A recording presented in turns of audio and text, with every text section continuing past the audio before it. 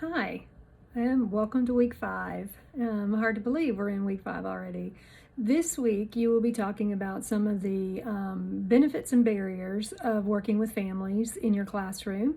And last week, we talked a little bit about involvement engagement, and you see that there's just a slight difference. So, as we're moving forward, keep thinking about that engagement mindset where we want the families to be engaged in everything we're doing in our classrooms. And how you can make that happen as a teacher in a classroom. Starting this week, we are going to look at some of the barriers, some of the more difficult conversations and things that happen with families. And so with this one, you have several videos to watch. Of course, this week we try to make them really short. But the other thing is really dive into your textbook. There's some great information in the textbook that talks about some of those barriers and how to overcome those barriers. Because, I've been in this business since 1985, the dinosaur ages for some of you, before you were even born. But I've been in the childcare business that long, and working with families is pivotal for having a quality program.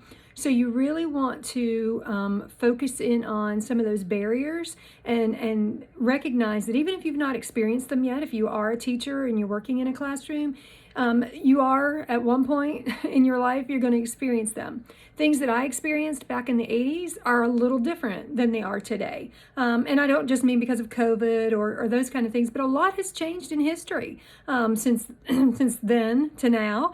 So a lot will change in history from now until, 10, 15, 20 years from now.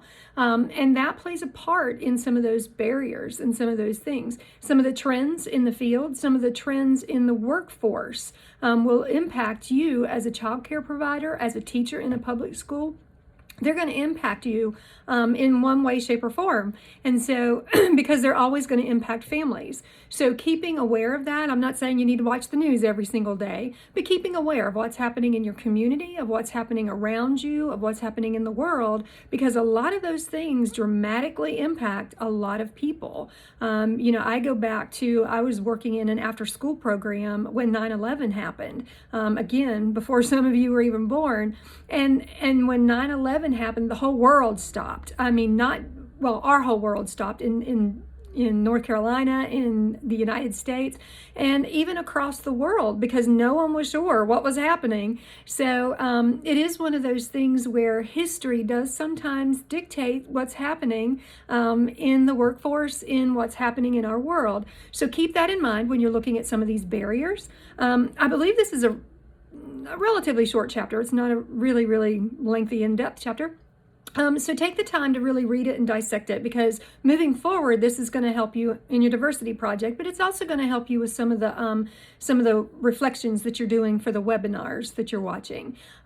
Just remember that these are meant to benefit you in the future. You're going to be writing in your. I hope you had a chance to look at the diversity project. You're going to be writing an action plan of how you can work with families with that particular diverse circumstance, situation, or background.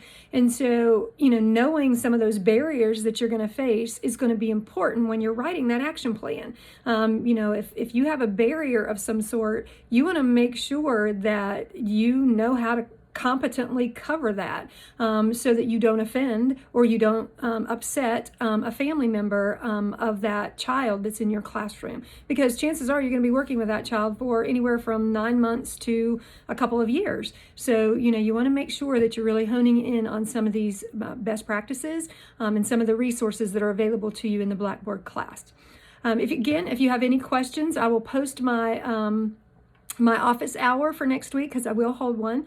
I will post that for you, but I can meet with you anytime if I'm not in another meeting during the day.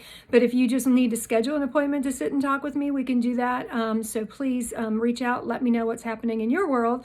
If you have any questions, concerns, or anything about this class that you want me to further elaborate on. Stay warm, stay dry, and I hope that you have a great week 5. Bye.